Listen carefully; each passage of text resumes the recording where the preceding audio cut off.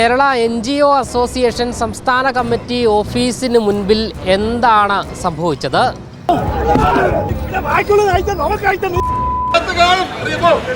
സർവീസിൽ നിന്ന് വിരമിക്കുന്നതിന് മുമ്പ് മറ്റ് സ്ഥാനങ്ങളൊക്കെ നേടുന്നതിന് വേണ്ടി ചെയ്യാൻ അവലംബിച്ച വളരെ മോശമായ ഒരു മാർഗമായിരുന്നു.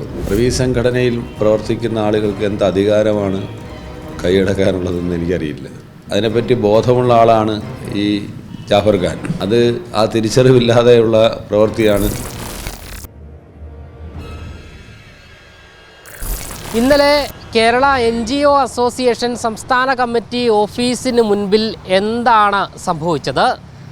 ചേരിതിരിഞ്ഞുള്ള കൂട്ടത്തല്ല്, തമ്മിലടി എന്നിങ്ങനെയുള്ള തലക്കെട്ടോടുകൂടി നമ്മൾ ഉൾപ്പെടെ വാർത്ത കൊടുത്തിരുന്നു. എന്തായാലും ഇന്നലെ ഒരു തിരഞ്ഞെടുപ്പുമായി ബന്ധപ്പെട്ടാണ് ഇവിടെ ഈ ഒരു തമ്മിൽ തല്ല് നടന്നിരിക്കുന്നത്.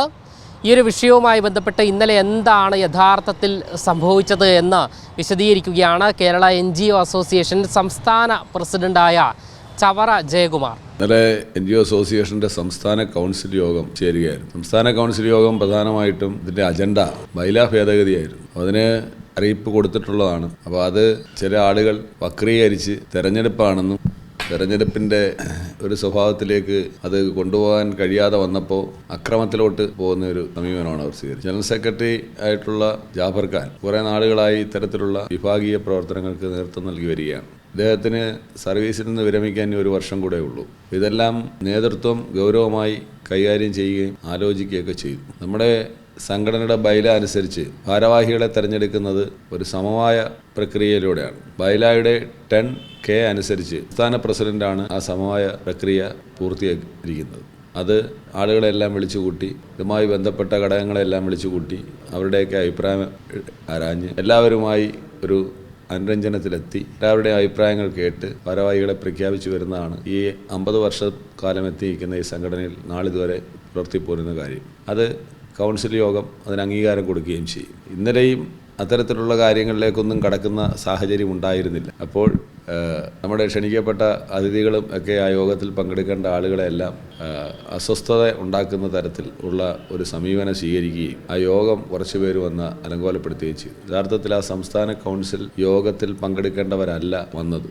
ആ കൗൺസിൽ അംഗങ്ങളായി തിരഞ്ഞെടുക്കപ്പെടാത്ത കുറച്ച് ആളുകൾ എത്തിയാണ് ഉണ്ടാക്കി. സംഘടനയിലുണ്ടത് പ്രാഥമിക അംഗത്വവും മറ്റു കാര്യങ്ങളും ഒക്കെ ഉള്ള ആളുകളാണ് വന്ന് ബഹളം ഉണ്ടാക്കിയത്. എൻ്റെ വിഷ്വൽസ് എല്ലാം ഉണ്ട്.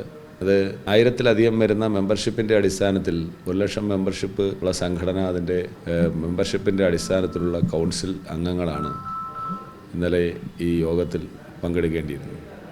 അതിന് തെരഞ്ഞെടുപ്പാണെന്നുള്ള വ്യാജ ഡോക്യുമെൻ്റൊക്കെ സൃഷ്ടിച്ച് സർവീസിൽ നിന്ന് വിരമിക്കുന്നതിന് മുമ്പ് മറ്റ് സ്ഥാനങ്ങളൊക്കെ നേടുന്നതിന് വേണ്ടി ചെയ്യാൻ അവലംബിച്ച വളരെ മോശമായ ഒരു മാർഗമായിരുന്നു അത്. ഇന്നലെ സംസ്ഥാനത്തുള്ള മുഴുവൻ NGO അസോസിയേഷൻ പ്രവർത്തകർക്കും വളരെയധികം ബുദ്ധിമുട്ട് ഇതുമായി ബന്ധപ്പെട്ട എല്ലാവർക്കും ഉണ്ടാക്കിയ ഒരു സംഭവമാണ്. സർവീസ് സംഘടനയിൽ പ്രവർത്തിക്കുന്ന ആളുകൾക്ക് എന്ത് അധികാരമാണ് കൈയടക്കാനുള്ളതെന്ന് എനിക്കറിയില്ല. ജീവനക്കാരുടെ ആവശ്യങ്ങൾക്ക് വേണ്ടി നിലകൊള്ളുന്ന ഒരു പ്രസ്ഥാനം, അതിൻ്റെ ജനറൽ സെക്രട്ടറി ആയിരിക്കുന്ന ആളാണ് അദ്ദേഹം. ഒരു ജനറൽ സെക്രട്ടറിക്ക് നമ്മുടെ സംഘടനയുടെ നിയമാവലി അനുസരിച്ച് ഒരുപാട് ഉത്തരവാദിത്തങ്ങൾ നിർവഹിക്കാനുണ്ട്. അത് വിരമിക്കുന്നതുമായി ബന്ധപ്പെട്ട് വേറെ എന്തെങ്കിലും സ്ഥാനങ്ങൾ കിട്ടുകയോ അല്ലെങ്കിൽ അങ്ങനെ നേടിയെടുക്കാനല്ല ഒരു നല്ല സംഘടനാ പ്രവർത്തകൻ ശ്രമിക്കേണ്ടത്. അച്ചടക്കത്തോടെ തന്നിൽ അർപ്പിതമായ കർത്തവ്യം നിർവഹിക്കുകയാണ് വേണ്ടത്. അതിൽ അയാൾ പരാജയപ്പെട്ടു എന്ന് മാത്രമല്ല, സംഘടനയ്ക്ക് അതിൻ്റെ പ്രവർത്തനങ്ങൾക്ക് അതിലെ സാധാരണക്കാരായിട്ടുള്ള അംഗങ്ങൾക്ക് അതിൽ പ്രതീക്ഷ അർപ്പിച്ച് നിൽക്കുന്ന മറ്റ് സംഘടനയിൽ ഞങ്ങളുടെ സമരവും അതിലൊക്കെ വലിയ പ്രതീക്ഷയോട് കൂടി നിൽക്കുന്ന ആളുകൾക്ക് ഒക്കെ വേദന ഉണ്ടാക്കിയ ഒരു സംഭവമാണ്. അതിലധികം ആളുകൾ സംഘടിച്ച് വന്ന് പുറത്തു നിന്ന് ബഹളം ഉണ്ടാക്കിയാൽ ഒരു സംഘടനയുടെ സംവിധാനം മാറ്റിമറിക്കാൻ കഴിയില്ല. അതിൻ്റെ ഘടനാപരമായ രീതി അങ്ങനെയല്ല. അതൊരു എലക്റ്റഡ് ബോഡി, ഞാൻ നേരത്തെ സൂചിപ്പിച്ചതുപോലെ മെമ്പർഷിപ്പും ബൈലയും അതിൻ്റെയൊക്കെ അടിസ്ഥാനത്തിലുള്ള കാര്യങ്ങളാണ്. അപ്പോൾ അതിനെപ്പറ്റി ബോധമുള്ള ആളാണ് ഈ ജാഫർ ഖാൻ. അത് ആ തിരിച്ചറിവില്ലാതെയുള്ള പ്രവൃത്തിയാണ് അയാൾ ചെയ്തത്. അത് ആ ഘടകങ്ങളെല്ലാം അതിൻ്റെ തീരുമാനങ്ങൾ കൃത്യമായി അറിയിച്ചിട്ടുണ്ട്. അത് ഗൗരവമായി നേതൃത്വം അതെല്ലാം പരിശോധിക്കും. അങ്ങനെ ഒരു ഗുരുതരമായ അച്ചടക്ക ലംഘനം നടത്തേണ്ട ഒരു സാഹചര്യവുമില്ലായിരുന്നു. ഒരു സമവായവും കാര്യങ്ങളുമൊക്കെ ചെയ്തു പോകേണ്ട ഒരു ഉത്തരവാദിത്തപ്പെട്ട സംഘടനയിലെ പ്രഥമ സ്ഥാനങ്ങളിൽ ഇരിക്കുന്ന ഒരാളിൻ്റെ അത്തരം പ്രവർത്തികൾ അതിലെതിരെ ഒരു നടപടിയോ മറ്റു കാര്യങ്ങളോ അല്ലെങ്കിൽ അങ്ങനെ അതെങ്ങനെയാണ് നേതൃത്വം അത് തീർക്കേണ്ടത് എന്നുള്ളതൊരു വലിയ ചോദ്യമാണ്. അത് ക്ഷണിച്ചു വരുത്തിയ ഒരു വിപത്താണ്. ഇന്നലെ നമ്മൾ പുറത്തിരുന്നപ്പം സംസാരിച്ചതാണ്. നമ്മൾ ഈ കൂട്ടത്തിലുള്ള ആൾക്കാർ പോകുമ്പോൾ അതിൻ്റെ ഒപ്പം അങ്ങ് പോവുകയായിരുന്നു, പെട്ടുപോയതാണ്, ഇനി എന്ത് ചെയ്യും എന്നുള്ള ചോദ്യങ്ങൾ. അല്ല, അങ്ങനെയൊക്കെയുള്ള ആളുകൾക്ക് സംഘടനാപരമായി അവരോടൊക്കെ ക്ഷമിക്കാവുന്നേ ഉള്ളൂ. എന്നൊക്കെ നേതൃത്വം കൊടുത്ത് സംഘടനയ്ക്ക് ഒരു അപഖ്യാതി ഉണ്ടാക്കിയ ആളിനെ എന്ത് ചെയ്തു എന്ന നാളുകളിൽ ഒരു ചോദ്യമുണ്ട്. ഇതിന് നേതൃത്വം കൊടുത്തവർ തന്നെ ഉത്തരവാദിത്വം പറയേണ്ടി വരും. ഏകദേശം 20-ലധികം പേരാണ്, അതായത് AM ഷാജിർ ഖാൻ്റെ നേതൃത്വത്തിലുള്ള 20-ലധികം പേരാണ് ഈ ഗേറ്റിന് മുൻവശത്ത് ഇന്നലെ പ്രതിഷേധവുമായി ഉണ്ടായിരുന്നത്.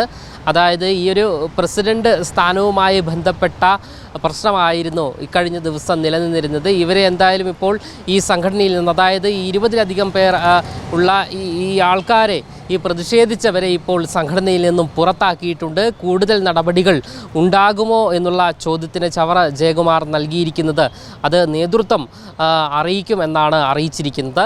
എന്തായാലും വരും ദിവസങ്ങളിൽ ആ ഒരു കാര്യത്തിലും തീരുമാനമാകും എന്ന് തന്നെയാണ് അദ്ദേഹം നമ്മളോട് വ്യക്തമാക്കിയിരിക്കുന്നത്. ക്യാമറമാൻ അഖിലിനൊപ്പം അമൽ രുദ്ര, മറുനാടൻ മലയാളി, തിരുവനന്തപുരം.